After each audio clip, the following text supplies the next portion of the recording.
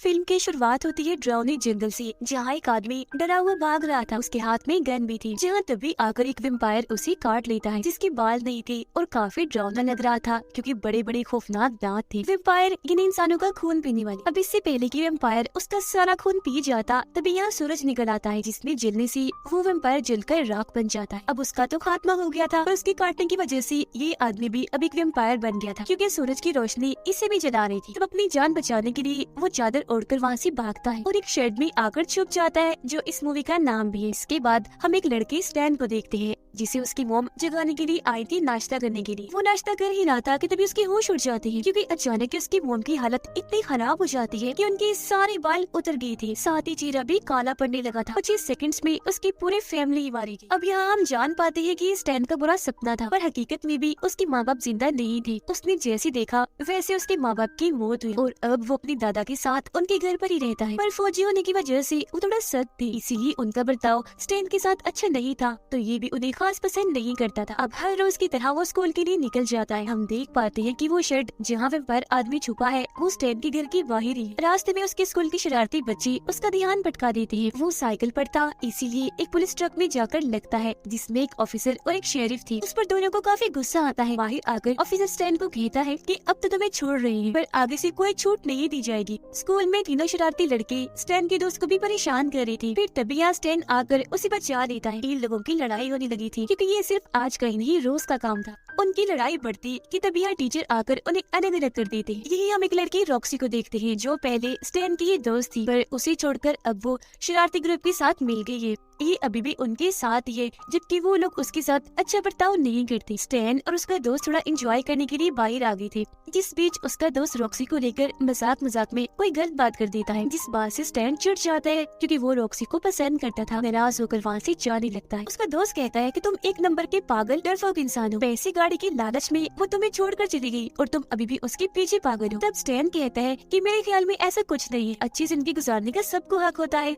इसमें कोई बुराई नहीं है। वो घर जाकर भी रॉक्सी के बारे में ही सोच रहा था कि तभी उसके दादाजी उसे बुला लेते हैं घास काटने के लिए। तो वो अपने डॉग को बाहर लाता है बांधने के लिए। जहाँ तभी अचानक डॉग का बर्ताव बदल जाता है, क्योंकि वो लगातार शेड की तरफ देखकर भौंके ही जा रहा था। स्टैन को गड़बड़ लगती है, इसीलिए वो चेक करने शेड के अंदर जाता है, जहाँ उसे इंसानी दांत मिलते हैं जो सिर्फ वेम्पायर आदमी के थे, क्योंकि अब वो भी पूरी तरह ही वेम्पायर बन गया था। फिर पीछे से आकर वो स्टैन पर हमला कर देता है, लेकिन खिड़की के जरिए जैसी धूप अंदर आती है, वो जलने लगा था। स्टैन को छोड़ देता है। मौका देकर वो भागकर बाहर आ गया था और इस तरह से उसकी जान बच पाती है। स्टैन उसे धमकी देने लगता है कि चुपचाप बाहर आ जाओ, वरना मैं अपना डॉग तुम्हारे ऊपर छोड़ दूंगा। धमकी के बावजूद भी जब वो बाहर नहीं आता, तो स्टैन अपना डॉग छोड़ ही देता है, जो भाग भागकर शेड के अंदर चला जाता है। अब वो गया तो ठीक ठाक ही था, पर वापस उसका सर ही आता है, जो देखकर स्टैन एकदम काफी डर जाता है, क्योंकि उसे समझ लग गई थी कि यहाँ कोई मजाक नहीं चल रहा, बल्कि कोई बड़ी गड़बड़ है। इसीलिए वो हथियार लेने घर के अंदर जाता है, जहाँ उसकी दादा उसे रोककर डॉग के बारे में पूछती है। तब स्टैन उन्हें सारी बात बता देता है कि वहाँ शेड में कोई राक्षस, कोई जानवर है, उसने हमारे डॉग को मार डाला है। पर उसकी दादा को जरा भी यकीन नहीं होता। पर जब वो चेक करने बाहर जाते हैं, तो अपने डॉग का कटा हुआ सर देखकर यकीन उनको हो चुका था। उन्हें गुस्सा आ गया था, इसलिए स्टैन के मना करने के बाद भी वो शेड में चले ही जाते। अगले ही पल जमीन पर आके गिरते हैं, जिनकी पीठ पर वेम्पायर ने हमला कर दिया था, क्योंकि खून निकल रहा था। स्टैन उन्हें बचाने के लिए काफी जोर लगाता है, पर वेम्पायर काफी ताकतवर था, खींचकर उन्हें अंदर ले ही जाता है। वो फिलहाल जंजीरों से पूरे शेड को बंद कर देता है, सील कर देता है, क्योंकि उसे क्या करना चाहिए ये बात समझ नहीं आ रही थी। पुलिस को वो बता नहीं सकता था, क्योंकि वो उल्टा इसी जेल में बंद कर देगी। रात को जब वो सोने की कोशिश कर रहा था, तो तभी कोई उसका दरवाजा खोलने लगता है, जो नहीं खुलता क्योंकि लॉक था। फिर शेड से वेम्पायर उसे बुलाने लगता है और वो भी हिप्नोटाइज होकर शेड की तरफ जाने लगता है। जैसे ही वो शेड का दरवाजा खोलता है, वेम्पायर एकदम उस पर झपट पड़ता है, लेकिन तभी चौंक कर उसकी आंख खुल जाती है, क्योंकि ये बस उसका बुरा सपना था। अगले दिन स्कूल में वो सब बुलाने की कोशिश कर रहा था कि तभी उसके पास से रॉक्सी गुजरती है। वो स्टैन को उदास देखकर उसके पास आकर बैठ जाती है। दोनों बातें करने लगते हैं और अपने पुराने वक्त को याद कर रही थी कि तभी यहाँ उन्हें परेशान करने के लिए शरारती ग्रुप का लीडर मार्बल आ जाता है। वो रॉक्सी को चिढ़ाने लगता है कि तुम एक बुज़दिल डरपोक इंसान के साथ बैठी हुई हो। अब उनके जाने के बाद तभी यहाँ स्टैन का दोस्त आ जाता है, जिसे देखकर रॉक्सी वहाँ से जा चुकी थी। तब स्टैन अपने दोस्त पर गुस्सा करने लगता है कि तुमने आकर सारा काम खराब कर दिया, हमारी बनती बात बिगाड़ दी और मैं उसे शर्ट के बारे में भी नहीं बता पाई। ये बात करके दोनों अपने अपने रास्ते पर निकल जाते हैं, पर बदकिस्मती से स्टैन के दोस्त को मार्बल और उसके शरारती दोस्त मिल जाते हैं, जो उसे पकड़कर काफी बुरी तरह मारने लगते हैं। उधर स्टैन वेम्पायर का सामना करने के लिए एक बैट लेकर जाता है। वो बहुत हिम्मत बहादुरी से गया होता है, पर एकदम से शर्ट का दरवाजा तोड़कर वेम्पायर जैसे उसे पकड़ता है। वो काफी डर गया था, लेकिन धूप निकल रही थी जो जैसे वेम्पायर के हाथों पर पड़ती है वो जलने लगता है। स्टैन को छोड़ देता है और कुछ इस तरह से उसकी जान बच पाती है। वो अभी इस सदमे से बाहर नहीं आया था कि तभी उसका दोस्त भी बेचारा यहाँ आ जाता है मार खाकर। काफी मारा हुआ था उन लोगों ने उसे काफी गुस्सा आया हुआ था, इसलिए स्टैन से पूछता है कि बताओ शर्ट के अंदर क्या है जिसकी तुम बात कर रही थी। तब स्टैन उसे सारी बात तो बता देता है, पर उसे फिर भी यकीन नहीं होता। वो कहता है कि अगर ये सच है तो साबित करके दिखाओ। वो ये कहकर शर्ट की तरफ बढ़ जाता है कि मैं भी तुम्हारा वो मॉन्स्टर देखना चाहता हूँ। वो जैसे उसका भयानक चेहरा देखता है उसे यकीन हो जाता है। वो डर भी गया था, जिसके बाद दोनों दोस्त मिलकर लकड़ियाँ लगाकर दरवाजे की उस छेद को बंद कर देते हैं। स्टैन उसे कहता है कि मुझे मशवरा दो कि मुझे क्या करना चाहिए, जिस पर उसका दोस्त जवाब देता है कि ऐसा करते हैं उन शरारती लड़कों को यहाँ लाकर बंद कर देते हैं, जिससे मेरा बदला भी पूरा हो जाएगा, साथ ही आगे से किसी को परेशान भी नहीं करेंगे क्योंकि जिंदा ही नहीं बचेंगे। स्टैन उसे कहता है कि तुमने कितनी आराम से खून की उन्हें मारने की बात कर दी, जबकि मेरा ऐसा कोई ख्याल था ही नहीं और हम ऐसा कुछ नहीं करने वाले। दरअसल स्टैन का दोस्त बदले की आग में पूरा पागल होता जा रहा था, जो कोई अच्छी चीज नहीं थी। स्टैन को भी डर लगने लगा था कि कहीं ये किसी को वेम्पायर के बारे में बता न दे, पर उसका दोस्त भरोसा दिलाता है कि बेफिक्र रहो, मैं ऐसा कुछ नहीं करने वाला। रात को स्टैन एक फिल्म देख रहा होता है जिसमें वो ये तरीका सीखना चाह रहा था कि वेम्पायर को कैसे मारा जाए। उसे तब 3 तरीके पता चलते हैं। पहला, उसे धूप में जलाकर मारना, दूसरा उसके दिल को खत्म करना और तीसरा उसके सर को काटकर जिस्म से अलग करना। फिल्म देखते देखते ही वो सो जाता है। जिस बीच दीवार पर लगे पोस्टर में से एक लड़की निकलकर उसके पास आ जाती है, जो और कोई नहीं बल्कि रॉक्सी थी। स्टैन की आँख खुल गई थी। उसे देखकर वो अभी हैरान हो ही रहा था कि तभी रॉक्सी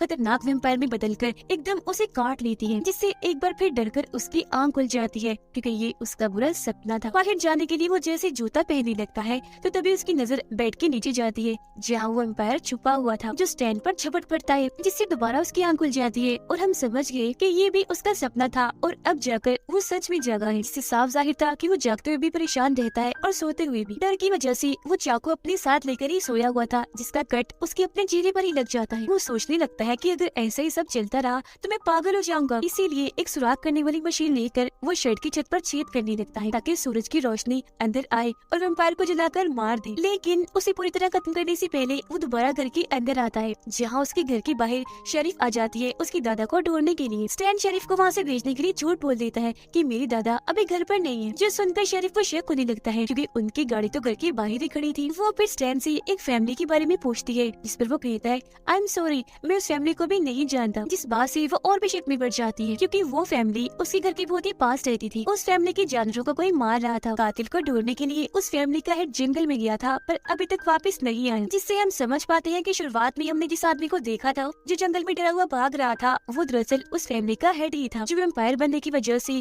स्टैन की शेड में ही छुपा हुआ है। उसे स्कूल से देर हो रही थी तो किसी भी बात का वो ठीक से जवाब नहीं देता। शरीफ उसे कहती है कि अगर तुम चाहो तो मैं तुम्हें स्कूल तक छोड़ सकती हूँ, जिस पर मजबूरन स्टैन को मानना ही पड़ता है। लेकिन जाते जाते शरीफ उसके दादाजी की छड़ी देख लेती है जो जमीन पर गिरी हुई थी। स्कूल आकर स्टैन रॉक्सी से मिलता है, जो उससे पूछती है कि तुमने अपना क्या हाल बना रखा है, सब ठीक तो है। उनकी बात के दौरान ही मार्बल वहाँ आकर रॉक्सी को फिर से चिढ़ाने लगता है। उसने आज हद ही पार कर दी थी, जो चीज स्टैन से बर्दाश्त नहीं होती, इसीलिए वो मार्बल को मुक्कों से मारने लगता है। वो मार मार कर उसे नीचे गिरा देता है पर वो कुछ भी नहीं कर पाता और इस तरह से सबके सामने उसकी अकड़ निकल जाती है। स्टैन को उस पर इतना गुस्सा था कि वो उसे मारता ही जा रहा था। अब इससे पहले कि वो मार्बल को जान से खत्म करता, टीचर यहाँ आकर उसे रोक लेती है और गुस्से में कहती है कि मैं तुम्हारे बर्ताव से पहले ही काफी परेशान हूँ, लेकिन आज तो तुमने हद ही पार कर दी। अब मैं तुम्हारे दादा के साथ मीटिंग करके सब कुछ बता दूंगा। वो फोन नहीं उठा रही तो तभी मैंने शेरिफ को भेजा है उन्हें लाने के लिए। ये सुनकर स्टैन एकदम काफी घबरा जाता है क्योंकि वो जानता था कि अगर वो शर्ट तक पहुँच गई तो बहुत बुरा होगा। तो वो बगैर सोचे समझे वहाँ से भागकर घर के लिए निकल जाता है और उसके पीछे पीछे मार्बल भी। उधर दरवाजा किसी ने नहीं खोला खोला तो शेरिफ शर्ट की तरफ बढ़ी और जब उसने देखा कि उसे तो अच्छे से सील किया हुआ है तो वो समझ जाती है कि अंदर जरूर कोई ना कोई तो है। तब इधर स्टैंड दिया जाता है जिस पर फौरन शेरिफ गन तान देती है। हालांकि वो उसे काफी समझाने की कोशिश करता है पर वो कुछ भी सुनने को तैयार ही नहीं थी। स्टैंड की लाख मना करने के बाद भी वो दरवाजा खोल देती है जिसके अंदर से फौरन वेम्पायर बाहर आकर उसे सजा देता है, उसके गले पर काट कर। वेम्पायर फिर उसका वो हाथ भी उखेड़ कर जिस्म से अलग कर देता है जिसमें गन थी। वो खींच कर फिर शेरिफ को तो घर के अंदर ले जाता है जबकि उसका हाथ वहीं बाहर ही गिर गया था। अभी स्टैन सदमे में ही था कि तभी उसकी परेशानी और बढ़ाने के लिए यहाँ मार्बल आ जाता है। वो उसे कहता है कि मैं अपनी बेइज्जती का बदला लेने आया हूँ जो तुमने सबके सामने मुझे पीटा। स्टैन उसे कहता है देखो यहाँ एक और काफी बड़ी मुसीबत है तो प्लीज अभी सही वक्त नहीं है। पर मार्बल उसकी एक नहीं सुनता और उस पर हमला करके उसे मारता ही जा रहा था। तब उसे बचाने के लिए वहाँ स्टैन का दोस्त आ जाता है जिसने शेरिफ की गन उठा ली थी। उसे देखकर मार्बल थोड़ा डर जाता है क्योंकि बेशक वो थोड़ा डरपोक है, इतना चालाक नहीं है, पर पागलपन के मामले में वो सबसे आगे है। स्टैन उसे रोकने की कोशिश करता है जिसके जवाब में वो कहता है कि अगर तुम बीच में आए तो मैं तुम्हें भी मारने में देर नहीं करूंगा क्योंकि इतने सालों से मुझ पर ये लोग जुल्म कर रहे हैं जिसका बदला मैंने आज लेकर ही रहना है। वो फिर गन पॉइंट पर मार्बल को शर्ट के अंदर जाने का कहता है। अंदर जाने से पहले मार्बल की नजर कटे हुए हाथ पर पड़ती है। अब उसे देखकर वो डर तो गया था लेकिन शर्ट के अंदर तो उसे जाना ही था। वो जैसे अंदर जाता है वेम्पायर उसे खींचकर उस पर हमला कर देता है। इस वजह से स्टैन अपने दोस्त पर काफी गुस्सा करने लगता है कि तुमने क्या किया, एक बेकसूर की जान ले ली। बेशक वो मासूम नहीं है पर उसने इतना बड़ा भी गुनाह नहीं किया था कि उसे मार ही डाला जाए। अब उनकी हाथापाई में वो स्टैन को गन से मारकर बेहोश कर देता है और जब उसकी आंख खुलती है तो वो अपने सामने रॉक्सी को पाता है। कटे हुए हाथ को देखकर रॉक्सी के जहन में भी कई सारे सवाल उठते हैं पर उसके किसी भी सवाल का जवाब देने से पहले वो हथियार लेकर शर्ट के अंदर जाता है चेक करने के लिए, जहाँ उसे मार्बल की लाश दिखती है जिसे उसके दोस्त ने ही पकड़ा हुआ था, जो काफी डरावना लग रहा था क्योंकि अब वो भी वैम्पायर बन चुका था। स्टैन उससे पूछता है कि वो वैम्पायर जो यहाँ पर था कहाँ गया है। तब उसका दोस्त जवाब देता है कि फिलहाल तो वो चला गया पर तुमसे अपना बदला लेने के लिए वापस जरूर आएगा। इसी बीच यहाँ रॉक्सी भी आ जाती है। उसे देखकर जैसे स्टैन का ध्यान भटकता है उसका दोस्त उस पर हमला कर देता है पर मौका पाकर स्टैन एक लकड़ी उसके जिस्म में घुसाकर बाजू उसका धूप में कर देता है जिससे वो थोड़ा जल गया था। धूप जैसे उसके पूरे जिस्म पर पड़ती है वो जलने लगा था और दूर जाके गिरता है। स्टैन को लगता है कि शायद वो मर गया होगा इसलिए बाहर आकर वो रॉक्सी को संभालता है। उसके पीछे पीछे स्टैन का दोस्त भी आ गया था क्योंकि ये सब करके उसे पछतावा हो रहा था लेकिन इसके लिए अब काफी देर हो चुकी थी। वो जलने लगता है इसलिए स्टैन उस पर कपड़ा डाल देता है ताकि उसकी जान बच सके, लेकिन तब तक वो अपना दम तोड़ चुका था क्योंकि काफी जल गया था। अब ये मसला तो हल हो गया था पर असली मसला अभी बाकी था और वो था पहला वैम्पायर। उसका सामना करने के लिए दोनों ने पूरी तैयारी कर ली थी जो वो कर सकते थे, जैसे कि पूरे घर को अच्छे से सील कर देते हैं, बहुत सारी नौकदार लकड़ियां बना ली थी, साथ ही दोनों गाड़ियों को भी छुपा दिया था ताकि किसी को शक न हो। अब जैसे ही रात होती है ये दोनों उसका खात्मा करने के लिए तैयार बैठी थी कि तभी दरवाजे पर मार्बल के दोनों दोस्त आ जाते हैं। अब इस तरह से उनका प्लान खराब हो गया। हालांकि ये दोनों उन्हें समझाते भी हैं कि निकल जाओ यहाँ से पर वो उनकी एक नहीं सुनते और फिर तभी यहाँ वो वैम्पायर आ ही जाता है जिसे मार्बल के एक दोस्त ने देख लिया था। उसका दूसरा दोस्त बात नहीं मान रहा था इसलिए वो खुद ही अपनी जान बचाने के लिए यहाँ से भागने लगता है पर वैम्पायर उसे ऊपर खींचकर काफी बुरी मौत देता है क्योंकि उसका सारा ही खून वो निचोड़ चुका था। अब ये देखकर मजबूरन उन्हें दरवाजा खोलकर मार्बल के दूसरे दोस्त को अंदर लाना ही पड़ता है पर कोई फायदा नहीं था क्योंकि ऊपर वाले फ्लोर का दरवाजा बंद करना रॉक्सी भूल गई थी और अब वैम्पायर ऊपर आकर वहाँ घूमने लगता है। ये तीनों प्लान बनाते हैं कि हमें ऊपर जाकर उसे खत्म कर देते हैं। अपने अपने हथियार लेकर ये ऊपर आते हैं और वैम्पायर को ढूंढने के लिए अलग अलग हो जाते हैं जो इन्हें नहीं करना चाहिए था क्योंकि तभी मार्बल के उस दोस्त के सामने उसका दूसरा दोस्त आ गया था जो अब खुद भी वैम्पायर था। वो अपने इस दोस्त पर हमला करके इसे भी वैम्पायर बना देता है। रॉक्सी कमरे में जाकर तस्वीरें देखने लग जाती है। पीछे से मार्बल का वैम्पायर दोस्त आकर उसे पकड़ लेता है। उसकी आवाज सुनकर स्टैन जैसे ही जाता है तो बीच में मार्बल के दोनों वैम्पायर दोस्त आ गए थे तो वो जल्दी से एक कमरे में जाकर उसे लॉक कर लेता है और गन लोड करने लग गया था ताकि उनके सर उड़ा सके। इसी बीच मार्बल के दोनों वैम्पायर दोस्त भी